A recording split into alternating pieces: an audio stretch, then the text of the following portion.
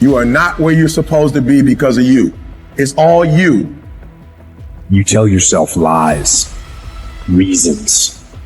I'm too tired. I need to rest. I'm too hungry. I'm too full. Something else is more important. I don't have time. Lies, lies, lies, lies. Ask yourself, what remarkably stupid things am I doing on a regular basis to absolutely screw up my life? What would happen if you just stopped wasting the opportunities that are in front of you? Because you're not everything you could be, and you know it. If you keep thinking the same thoughts, keep demonstrating the same behaviors, keep living by the same feelings and emotions, your personal reality is going to stay exactly the same.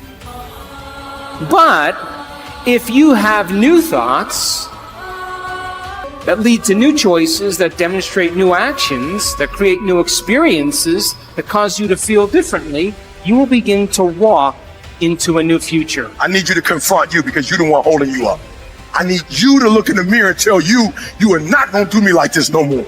You're not going to continue to sabotage me. You're not going to keep procrastinating. You're not. You know you should be further in life, but you keep letting you slide.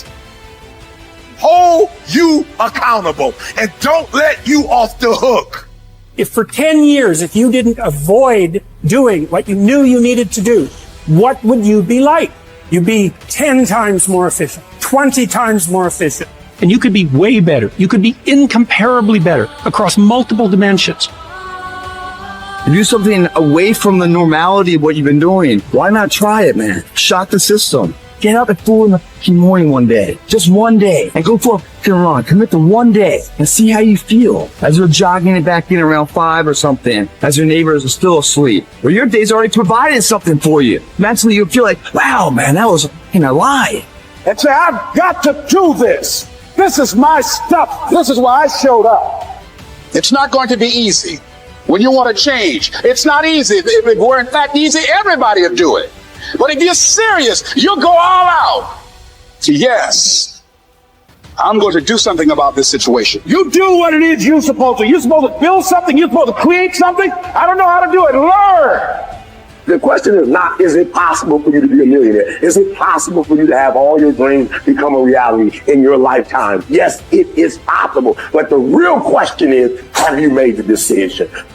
Once you make a decision and you go all in and you say, I ain't quitting till I get there. I ain't giving up. I ain't giving in. I'll do whatever it takes to be successful. And when you make that decision, when you look you in the mirror, when you tell yourself that, look, I'm through, I'll do whatever it takes, I guarantee you, that's the day your dream begins to happen.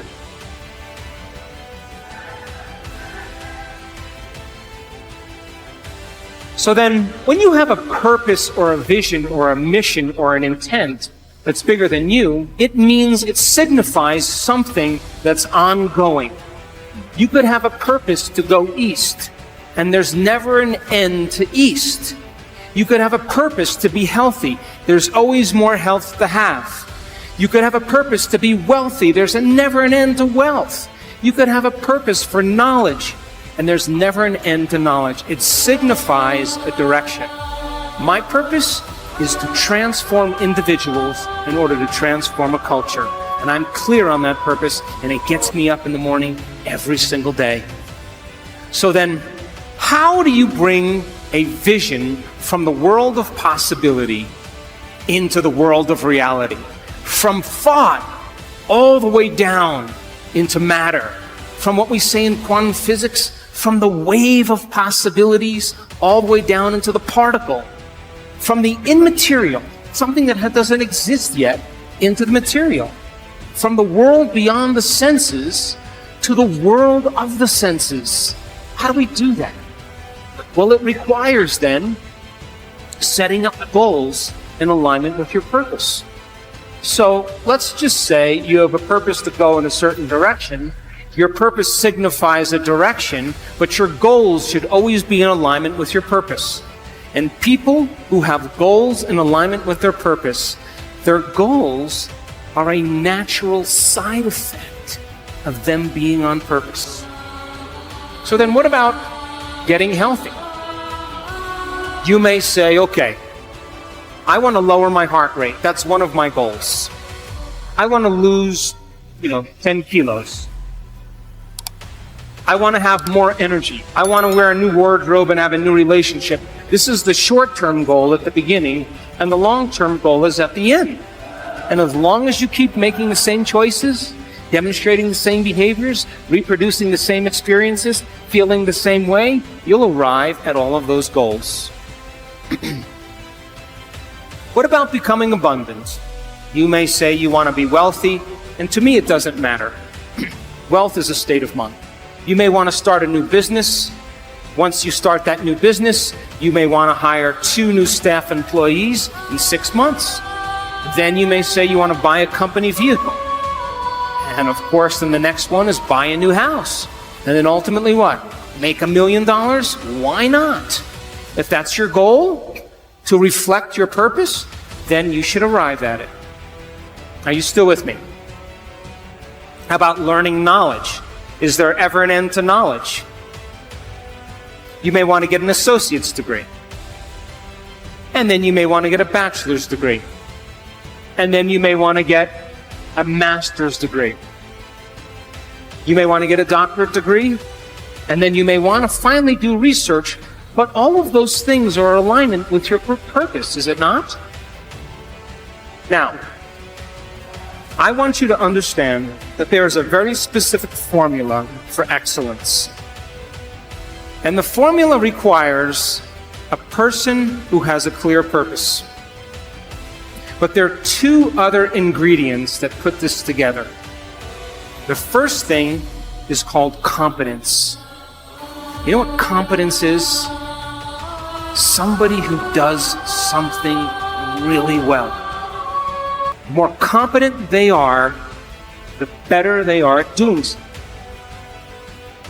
The third thing is called accountability. Accountability means if you say you're going to do something, you do it. And if someone asks you to do something, you do it really well. And if you combine a person who's on purpose with a high level of competence and accountability, you have excellence in an individual. I run 3 companies, and all 3 companies, my teams are very high on their purpose scale. They better align with my purpose. They have very high level of competence, and they are very high on the accountability scale. And I don't even bother them. I never even manage them. Because if they're not competent, accountable, and on purpose, they're going to stand out with the rest of the culture, and other people are going to be doing their job, and they are not going to keep up. And I say to my staff, I run an Olympic-level team. You have to be able to play at an Olympic level. If you can't be competent and accountable on purpose, there's nothing personal. We just have to cut you because we're moving at a fast pace. Be someone who is cool under pressure. Value serenity instead of outrage. It seems that our culture is moving in the wrong direction here. If you are blessed enough to not be on social media, you might be surprised to learn that the angriest, most passionate public figures are rewarded with the most clicks and biggest audiences.